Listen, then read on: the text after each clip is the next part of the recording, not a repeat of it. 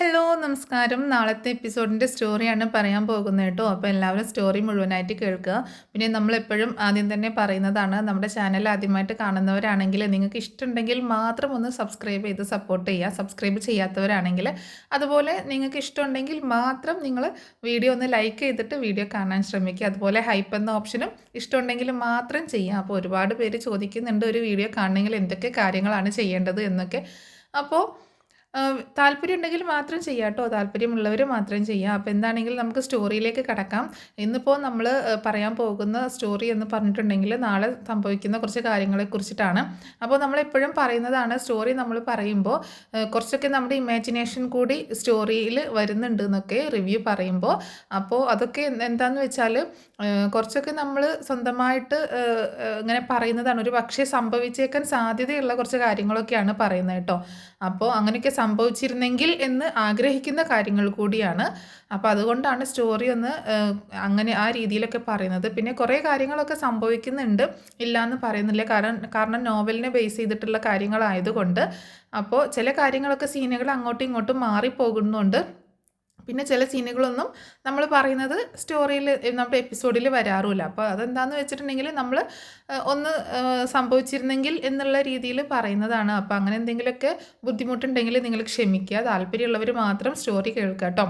അങ്ങനെ എന്താണെങ്കിലും ബാലചന്ദ്രൻ അലീനയെ വിളിച്ച് സംസാരിക്കുകയാണ്. മിക്കവാറും ബാലചന്ദ്രൻ അലീനയോട് വൈജയന്തിയും അലീനയും തമ്മിലുള്ള ബന്ധത്തെപ്പറ്റി ചോദിക്കും എന്നായിരുന്നു ഒരു ധാരണ. പക്ഷേ അതിൽ നിന്ന് നേരെ വിപരീതമായിട്ട് ആ കാര്യം അവതരിപ്പിക്കാതെ ഒക്കെ ഒന്ന് വളഞ്ഞ രീതിയിലാണ്, അതായത് നേരിട്ട് അങ്ങോട്ട് പറയാതെ ഒക്കെ മനസ്സിലായി എന്നുള്ള ഒരു ഇത് വെച്ചുകൊണ്ടാണ് ബാലചന്ദ്രൻ സംസാരിക്കുന്നത്. അലീനയ്ക്കും തന്നെ അതൊക്കെ കേൾക്കുമ്പം ബാലചന്ദ്രൻ എന്തൊക്കെയോ മനസ്സിലായോ എന്നുള്ളൊരു ഡൗട്ട് വരികയാണ്, എന്തൊക്കെയോ കാര്യങ്ങൾ അറിഞ്ഞോ എന്ന്. കാരണം ബാലചന്ദ്രൻ പറയുന്ന ഒരു ഡയലോഗ് ഉണ്ട്, നീ ആരാണെന്ന് നിനക്കും അറിയാം എനിക്കും അറിയാം എന്നുള്ളൊരു കാര്യം പറയുന്നുണ്ട്. അതൊക്കെ അവിടെ നിൽക്കട്ടെ എന്ന് പറഞ്ഞിട്ടാണ് പിന്നീട് ബാലചന്ദ്രൻ സംസാരിക്കുന്നത്. അങ്ങനെ അലീന ഏതായാലും പോകാൻ നിൽക്കുകയാണല്ലോ. അപ്പോൾ അലീനയോട് പോകുന്ന കാര്യത്തെക്കുറിച്ച് സംസാരിക്കുകയാണ്. ഇപ്പോഴാണ് എനിക്ക് നിൻ്റെ ആവശ്യം ഇവിടെയുള്ളത്, അതുകൊണ്ട് നീ പോവണ്ട എന്ന് തന്നെ പറയുന്നുണ്ട്. ഇനി ഇവിടെ നീ വീട്ടുവേലക്കാരിയല്ല, നീ ഇവിടുത്തെ ആരാണ് എന്ന് ആരെങ്കിലും നിന്നോട് ചോദിക്കുകയാണെങ്കിൽ നീ ധൈര്യമായിട്ട് പറഞ്ഞോ, നീ ബാലചന്ദ്രൻ്റെ മകളാണ് എന്നുള്ള കാര്യം നീ ധൈര്യമായിട്ട് പറഞ്ഞോ എന്ന് പറയാണ് ബാലചന്ദ്രൻ. ഈ ഒരു ഭാഗം കാണിച്ചിട്ടാണ് ഇന്നത്തെ എപ്പിസോഡ് അവസാനിക്കുന്നത്. അലീനയാണെങ്കിൽ ഇത് കേൾക്കുമ്പോൾ ബാലചന്ദ്രനെ വളരെ സങ്കടമാണോ സന്തോഷമാണോ കണ്ണൊക്കെ നിറഞ്ഞിങ്ങനെ അതിശയിച്ചിങ്ങനെ നോക്കുക കേട്ടോ ബാലചന്ദ്രൻ ഇങ്ങനെ പറയുന്നത് കേട്ടിട്ട്. അപ്പോൾ ബാലചന്ദ്രൻ പറയുന്നുണ്ട്, ഇനി അതുപോലെ ഈ സാർ വിളിയൊന്നും നമുക്കിടയിൽ വേണ്ട. ഇനിയിപ്പോൾ എല്ലാവരുടെ മുന്നിലും നിനക്ക് വിളിക്കാൻ വലിയ ബുദ്ധിമുട്ടുണ്ടെങ്കിൽ നമ്മൾ മാത്രമുള്ള സമയത്താണെങ്കിൽ പോലും നീ എന്നെ അച്ഛ എന്ന് വിളിച്ചാൽ മതി എന്ന് പറയുമ്പോൾ അലീന ആകെ അതിശയിച്ചു പോവുകയാണ്. ബാലചന്ദ്രൻ അതും ഒരു വീട്ടുവേലക്കാരിയായി വന്ന ഒരു പെൺകുട്ടിയോട് ഇങ്ങനെയൊക്കെ പറയുന്നത് ഓർത്തിട്ട്. ബാലചന്ദ്രൻ എല്ലാം മനസ്സിലാക്കിയിട്ടാണ് പറയുന്നത്, പക്ഷേ തൽക്കാലം ഇപ്പം അത് അലീന അറിയുന്നില്ല. അങ്ങനെ ബാലചന്ദ്രൻ പറയുന്നുണ്ട്, അച്ഛ എന്നോ നിനക്ക് ബാലച്ചൻ, ഇപ്പം അച്ഛൻ എന്ന് വിളിക്കാൻ വലിയ ബുദ്ധിമുട്ടുണ്ടെങ്കിൽ ബാലച്ചൻ എന്ന് വിളിക്കാൻ നിനക്ക് നമ്മൾ മാത്രമുള്ള സമയത്തെങ്കിലും നീ അങ്ങനെ വിളിക്കണം. ഇനിയിപ്പോൾ അത് എല്ലാവരും കേൾക്കേ വിളിച്ചാലും എനിക്ക് യാതൊരു കുഴപ്പമില്ല, എല്ലാവരും കേൾക്കേ നീ അങ്ങനെ തന്നെ വിളിച്ചാൽ മതി എന്ന് തന്നെ ബാലചന്ദ്രൻ പറയാട്ടോ. നീ എന്നെ സാർ എന്ന് ഇനി വിളിക്കരുത്, അച്ഛനെന്നോ ബാലച്ചനെന്നോ അതിലേതാണ് വിളിക്കേണ്ടതെന്ന് നീ തീരുമാനിച്ചോ എന്ന് പറയാണ്. അപ്പോൾ അലീന ഇതൊക്കെ കേട്ട് ഇങ്ങനെ മിണ്ടാതെ നിൽക്കുകയാണ്. എന്നിട്ട് വീണ്ടും ചോദിക്കുന്നുണ്ട്, എന്നിട്ട് എന്താണ് നിൻ്റെ തീരുമാനം, നീ പോകുമോ, എന്നെ ഇവിടെ വിട്ടിട്ട് നീ പോകുമോ എന്ന് ചോദിക്കുകയാണ്. അപ്പോൾ അലീന പറയുന്നുണ്ട്, ഇല്ല സാർ ഞാൻ പോകില്ല എന്ന് പറയുന്ന ആ സമയത്ത് ബാലചന്ദ്രൻ പറയുന്നുണ്ട്, ഞാൻ പറഞ്ഞു സാർ വിളി നമ്മൾക്കിടയിൽ ഇനി ഇല്ല, നമ്മൾ അച്ഛനും മകളുമാണ്, അതുകൊണ്ട് ഇനി സാർ എന്നുള്ള അഭിസംബോധന വേണ്ട, അച്ഛനാണ് ഞാൻ, നിൻ്റെ അച്ഛനാണ്, നീ എന്നെ അച്ഛനെ പോലെയാണ് കാണുന്നത് എന്നല്ലേ പറയുന്നത്, അച്ഛനെ ആരെങ്കിലും സാർ എന്ന് വിളിക്കുമോ, അതുകൊണ്ട് അച്ഛനെ ആരും സാർ എന്ന് വിളിക്കില്ലല്ലോ, അതുകൊണ്ട് നീ എന്നെ ഇനി സാർ എന്നുള്ള സംബോധന വേണ്ട, അച്ഛൻ എന്ന് വിളിച്ചാൽ മതി, നിനക്ക് അച്ഛ എന്നോ ബാലച്ചൻ എന്നോ എന്ത് വേണേലും വിളിക്കാം എന്ന് പറയാണ്. അങ്ങനെ അലീനയുടെ സ്വന്തം ബാലച്ചനായിട്ട് മാറുകയാണ് ബാലചന്ദ്രൻ കേട്ടോ. കാരണം ഇനി ഇവിടുന്ന് അങ്ങോട്ടേക്ക് ശരിക്കും ഒരു അച്ഛൻ മകൾ കോംബോ നമ്മൾ പണ്ട് ഇവർ രണ്ടുപേരുള്ള ഒരു കോംബോ നമ്മൾ കണ്ടതാണ്, അച്ഛൻ മകൾ കോംബോ പണ്ടൊരു പരമ്പരയിൽ. അതുപോലെയുള്ള അതിലും ഏറെ ഹൃദയസ്പർശിയായിട്ടുള്ള ഒരു കോംബോ ആയിട്ടാണ് ഇവർ രണ്ടുപേരും വരുന്നത്. അങ്ങനെ അലീന അലീനോട് പറയുന്നുണ്ട് ഇനി നീ താഴേക്ക് പൊക്കോ എന്ന് പറഞ്ഞിട്ട് അലീന പോകാൻ നേരത്ത് ബാലചന്ദ്രൻ വീണ്ടും പറയുന്നുണ്ട് പലരും യുദ്ധത്തിന് വരും, എന്നെ സപ്പോർട്ട് ചെയ്തിട്ട് എൻ്റെ കൂടെ നിന്നേക്കണം എന്ന് പറയാണ്. കണ്ണ് നിറഞ്ഞുകൊണ്ട് അലീന തലയാട്ടുന്നുണ്ട്. പൊക്കോ, വിഷമിക്കേണ്ട, എൻ്റെ കാര്യങ്ങൾ എനിക്ക് നിന്നോട് ഒരു വിരോധവും ഇല്ല, വെറുപ്പോ വിദ്വേഷമോ ഒന്നുമില്ല. പക്ഷേ ഇവിടുത്തെ കാര്യങ്ങളൊക്കെ ഒന്ന് റെഡി ആവണമെങ്കിൽ, ഓക്കെ ആവണമെങ്കിൽ നീ ഈ വീട്ടിൽ തന്നെ വേണം. നീ പോകാൻ സമയമാകുമ്പോൾ ഞാൻ പറയാം, അപ്പം നിന്നെ എത്തിക്കേണ്ട സ്ഥലത്ത് ഞാൻ തന്നെ എത്തിച്ചു കൊള്ളാം എന്ന് ബാലചന്ദ്രൻ പറയണം. അങ്ങനെ അലീന അവിടെ നിന്ന് താഴേക്ക് പോരുകയാണ്. അതേസമയം അലീന പോയിട്ട് കുറേ നേരമായി, താഴേക്ക് ഇറങ്ങി വരുന്നില്ല. വളരെ അക്ഷമരായിട്ട് കാത്തിരിക്കുകയാണ് വൈജയന്തി, അതുപോലെ കൃഷ്ണയും ബബിതയും രോഹിതൊക്കെ താഴെ ഉണ്ട് കേട്ടോ.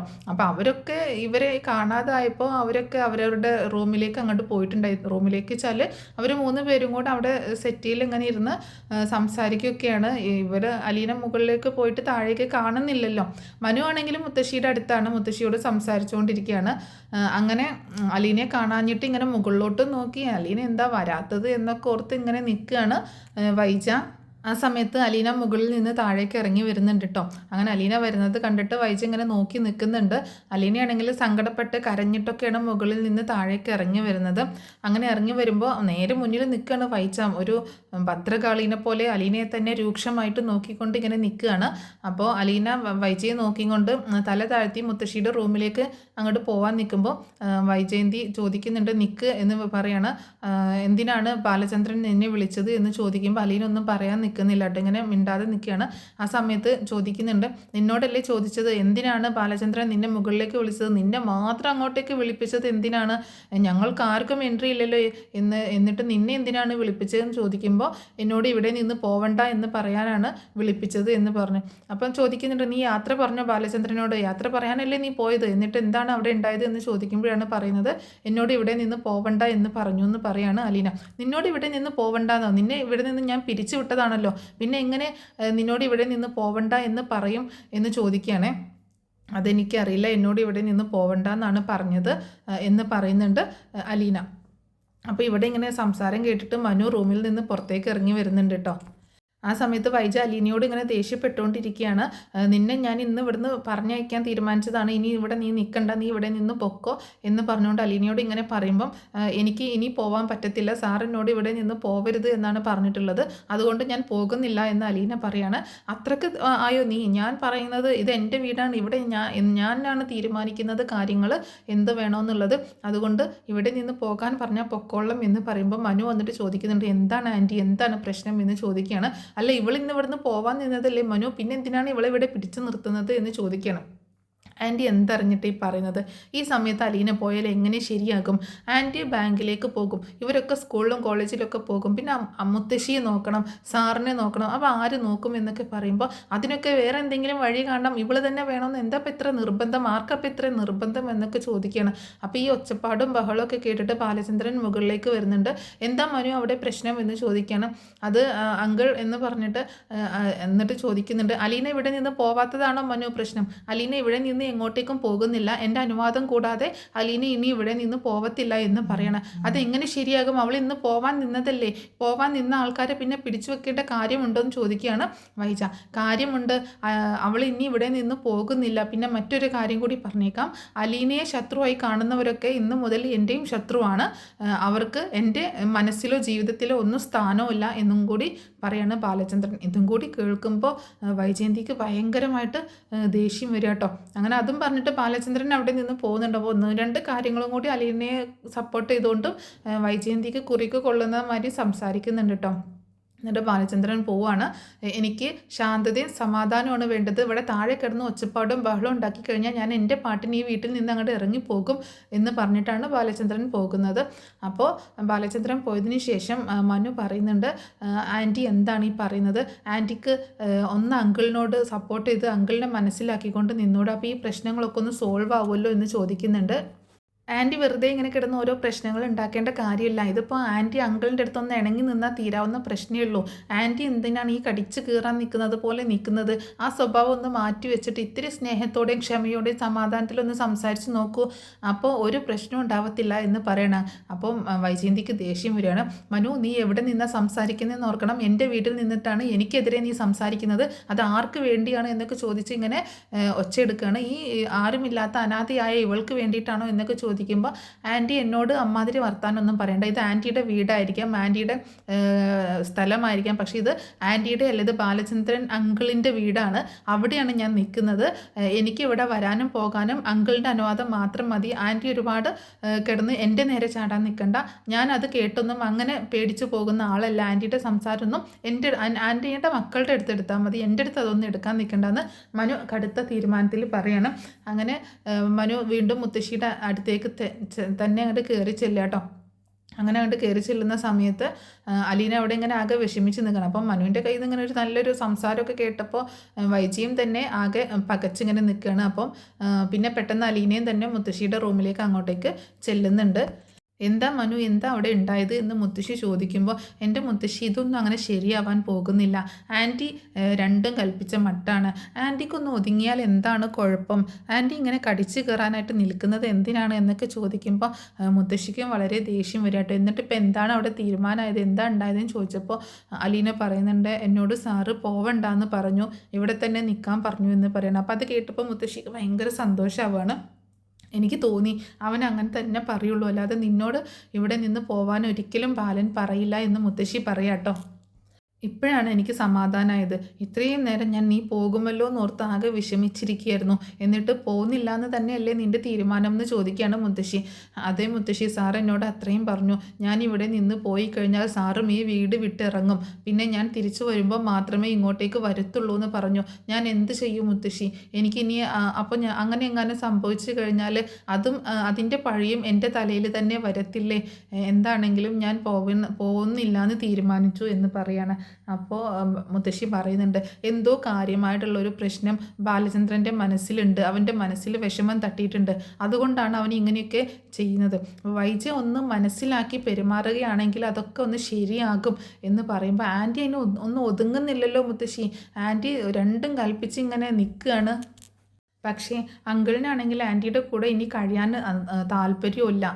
അതിപ്പോൾ എങ്ങനെ ഇനി ആ ഒരു പ്രോബ്ലത്തിൽ നിന്ന് പുറത്ത് കടക്കും എന്നറിയില്ല. ഇനിയിപ്പോൾ ഇങ്ങനെ ഒരു സംഭവത്തിൽ നിന്ന് രക്ഷപ്പെട്ടു പോവുകയെന്ന് പറഞ്ഞിട്ടുണ്ടെങ്കിൽ അത് അത്ര എളുപ്പമല്ല. അങ്കിളിൻ്റെ ഭാഗത്തു നിന്ന് ഇങ്ങനെയൊരു രീതിയാണ് മുന്നോട്ട് പോകുന്നത്. ആൻറ്റി ആണെങ്കിൽ കടിച്ച് കീറാനായിട്ട് നിൽക്കുകയും ചെയ്യുന്നു. പിന്നെ എങ്ങനെ ഇതൊന്ന് ശരിയാക്കി എടുക്കാൻ പറ്റും എന്നൊക്കെ ഇങ്ങനെ പറയാണ് മനു. ആ സമയത്ത് മുത്തശ്ശി പറയുന്നുണ്ട്, അവളുണ്ടല്ലോ, അവൾ നീറിൻ്റെ മാതിരിയാണ്, കടിച്ച് ചാകത്തേയുള്ളൂ. അവൾ സ്വയം ജീവിതം നശിച്ചുകൊണ്ടിരിക്കുകയാണ് എന്നുള്ളൊരു ചിന്തയൊന്നും അവൾക്കില്ല. എങ്ങനെയെങ്കിലും മറ്റുള്ളവരെ തരം താഴ്ത്തണം, അവളുടെ ദേഷ്യവും പകയൊക്കെ മറ്റുള്ളവരുടെ മേലിൽ അടിച്ചേൽപ്പിച്ച് അവളുടെ വാശി തീർക്കണം. ആ ഒരു ചിന്ത മാത്രമേ അവൾക്കുള്ളൂ. അതുവഴി നമ്മൾ നശിക്കുകയാണ് എന്നുള്ള ഒരു ചിന്ത അവൾക്കില്ല. അല്ലെങ്കിൽ അവൾക്ക് ചിന്തിക്കാനല്ലേ ഉള്ളൂ, ഇങ്ങനെയൊക്കെ ചെയ്യുമ്പോൾ എൻ്റെ ജീവിതമാണ് നശിക്കുന്നത്, എൻ്റെ കുഞ്ഞുങ്ങളുടെ ജീവിതമാണ് നശിക്കുന്നത് എന്നൊക്കെ ചിന്തിക്കാനല്ലേ ഉള്ളൂ. അത് മാത്രം അവൾ ചിന്തിക്കുന്നില്ല. ഇനി എത്രയൊക്കെ എന്തൊക്കെ പറഞ്ഞാലും അവളുടെ തലയിൽ കയറില്ല എന്നൊക്കെ പറയണം മുത്തശ്ശി കേട്ടോ. അപ്പം അലീന ഇതൊക്കെ ഇങ്ങനെ കേട്ടോണ്ട് നിൽക്കുകയാണ്. പിന്നീട് മനു പറയുന്നുണ്ട്, മുത്തശ്ശി എന്നാൽ ഞാൻ പൊക്കോട്ടെ, എനിക്ക് പോയിട്ടൊരു അത്യാവശ്യം ഉണ്ടായിരുന്നു എന്ന് പറഞ്ഞിട്ട് മനു പോവുകയാണ്. ആ കൂടെ തന്നെ അലീനയും പുറത്തേക്ക് ഇറങ്ങുന്നുണ്ട് കേട്ടോ. അപ്പോൾ അലീന എന്നിട്ട് മനു പോയതിന് ശേഷം കിച്ചണിലേക്ക് പോവുകയാണ്. അപ്പോൾ കിച്ചണിലെ ജോലികളൊക്കെ ചെയ്യാനായിട്ട് ഇങ്ങനെ പോവുകയാണ്. ആ സമയത്ത് വീണ്ടും വൈജ വന്നിട്ട് അലീനയോട് ഭയങ്കരമായിട്ട് ഷൗട്ട് ചെയ്ത് സംസാരിക്കുകയാണ്.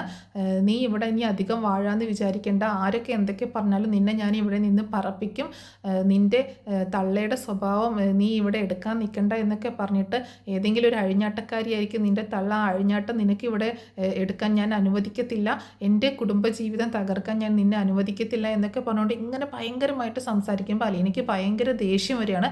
അലീന വിരൽ ചൂണ്ടിക്കൊണ്ട് തന്നെ വൈജയന്തിയോട് സംസാരിക്കുന്നുണ്ട്. പറയുന്നുണ്ട്, നിങ്ങളെപ്പോലെ ഒരു തള്ളയുടെ മകളായി ജനിച്ചതിൽ ഞാൻ ഖേദിക്കുന്നു എന്നൊക്കെ പറയുമ്പോൾ നീ എന്ത് പറഞ്ഞിടി എന്ന് ചോദിക്കുക കേട്ടോ. അപ്പോൾ അലീന പറയുന്നുണ്ട്, നിങ്ങളെപ്പോലെയുള്ള ഒരു വൃത്തികെട്ട സ്ത്രീ ആയിരിക്കും എന്നെയും പ്രസവിച്ചിട്ടുണ്ടാവുക, അതുപോലെയുള്ള ഒരു സ്വഭാവം എന്താണെങ്കിലും ഞാൻ കാണിക്കത്തില്ല എന്ന് പറയണം അലീന. അപ്പം അങ്ങനെ ഒരു വാക്ക് കേട്ടപ്പോൾ വൈജയന്തി ആകെ ഷോക്കാവുന്നുണ്ട് കേട്ടോ. അപ്പോൾ വൈജയന്തി ആദ്യം തന്നെ ചോദിക്കുന്നുണ്ടായിരുന്നു, അലീനോട് ഇങ്ങനെ ഭയങ്കര തർക്കുത്തരം പറയുമ്പോൾ എനിക്ക് എല്ലാ കാര്യങ്ങളും അറിയാം, നിങ്ങൾ കൂടുതൽ കിടന്ന് നെഗളിക്കേണ്ട, നിങ്ങളുടെ പഴയ കാര്യങ്ങളൊക്കെ എനിക്കറിയാം എന്നൊക്കെ പറയുമ്പോൾ വൈജയന്തി ചോദിക്കുന്നുണ്ട്, നിനക്ക് എന്തറിയാം, നീ പറയടി, കുറേ നാളായല്ലോ നീ പറഞ്ഞുകൊണ്ട് നടക്കുന്നേ, നിനക്ക് എന്താ അറിയാവുന്നത് എന്ന് നീ എന്ന് പറയുമ്പോഴാണ് അലീന പറയുന്നത്, എനിക്ക് എല്ലാം അറിയാം എന്ന് പറയട്ടെ. അത് കേട്ടപ്പോൾ വൈജി ആകെ ഷോക്കാവുന്നുണ്ട്. അങ്ങനെ ആ സമയത്താണ് ഇങ്ങനെ എന്താണെങ്കിലും നിൻ്റെ പിഴച്ച തള്ളയെപ്പോലെ ഒന്നുമല്ല അങ്ങനെ ഇങ്ങനെയെന്നൊക്കെ പറയുമ്പോഴാണ് അലീന ഇങ്ങനെ ദേഷ്യപ്പെട്ട് സംസാരിക്കുന്നത്.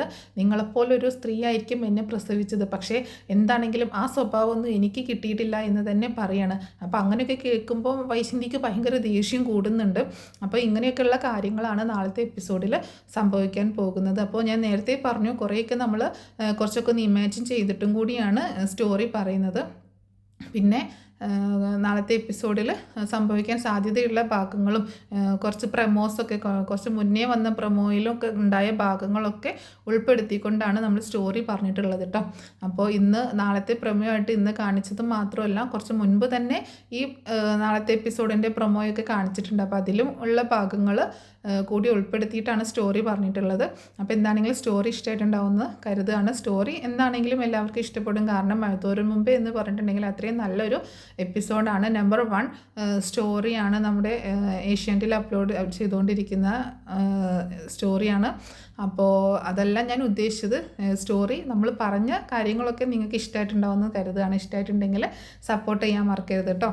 അപ്പോൾ ഒരു നെക്സ്റ്റ് വീഡിയോയിൽ കാണാം. Thanks for watching.